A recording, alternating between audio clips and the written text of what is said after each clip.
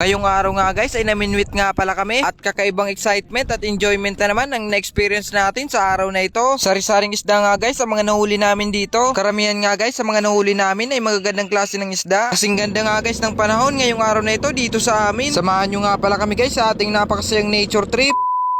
Bago nga pala tayo guys pumunta sa lugar kung saan tayo mamiminwit, kailangan natin magbaon ng maraming tubig para stay hydrated tayo guys. At medyo may kalayuan nga ang ating pupuntahan kung saan tayo mamiminwit ng isda. To make short na lang story nga guys ay nandito na tayo at nagsisimula na tayong maminwit ng isda. At hindi nga guys nagtagal ay nakakuha na tayo ng isda para sa unang huli natin. Dalupaning isda nga pala guys kung tawagin dito sa amin. Para nga pala guys sa mga nagbabalak magbakasyon at sa mga gusto mo nang mag-break time dahil stress sa trabaho. Gusto ko rin sanang ma-experience ninyo ito guys dahil mentally and physically mag-i-enjoy talaga kayo guys, malilibang at matutuwa kayo katulad nga ng na-experience ko dito guys dito sa pamiminwit ng isda. At hopefully nga guys kung makahanap man kayo ng spot kung saan kayo mamiminwit ng isda, sana nga ay marami kayong mahuling isda. At etong isang bagay nga pala guys na kanina ko pang ipiniplex, itong kulay pula na parang palong ng manok, hindi ko alam guys kung anong eksaktong tawag dito, basta ang alam ko isa itong uri ng coral na tirahan ng isda. Aksidenteng nasabitan nga pala ito guys ng kawil ng aming paminwit. Akala nga namin nakahuli kami ng malaking isda at dito nga guys ay nakahuli nga ako ng magandang uri ng isda. Sakalan nga pala guys kung tawagin dito sa amin. At nakahuli nga din pala tayo dito guys ng kanasi. Gustong gusto kong ang luto dito guys ay sinigang. Yung sinigang sa kalamansi guys na may kasamang talbos ng kamote. Isa nga ito guys sa mga paboritong luto na mga Bicolano, kusido kung tawagin dito sa amin. At eto nga ang sumunod na huli nating isda guys ay tinatawag namin na timbungan. Comment nyo na lang kung anong tawag nito sa inyo guys. Ang ganda nga ng isda na ito, para siyang may bigote katulad nga ng hito. Sa sobrang ganda nga ng isda na ito guys, parang gusto ko na lang pakawalan, kaso bigla kong naisip yung sinigang.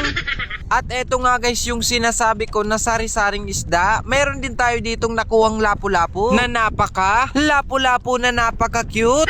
Pero good size na to para sa akin guys. At mahirap ngang makakuha ng mga giant lapu-lapu dito sa amin. At sa tinagal-tagal na nga naming namiminwit dito ay ganito lang kadalasan yung mga nakukuha namin na lapu-lapu. Yung mga spear fisher lamang talaga dito sa amin ang mga nakakakuha ng mga malalaking lapu-lapu o yung mga mangingisda na ang gamit ay pana sa panghuhuli ng mga isda. At pagka ganito nga guys yung mga huli nating isda, hindi nakakaboring. At sabi ko nga guys sa sarili ko, pag nakarami ako ng huli ng ganitong uri ng isda ay ibebenta ko ito. Yung ganitong uri kasi guys ng mga isda ay mabenta. Sakalan nga ulit guys yung nahuli nating isda dito. At nakailang huli na din tayo ng ganito. Hindi ko na pala guys nakuna ng video yung ibang mga isda. At papauwi na nga tayo dito guys. Ito na nga pala guys yung mga naibenta naming mga isda. At nagtabi na rin tayo para sa ating pang-ulam. Maraming salamat nga pala guys sa inyong panonood.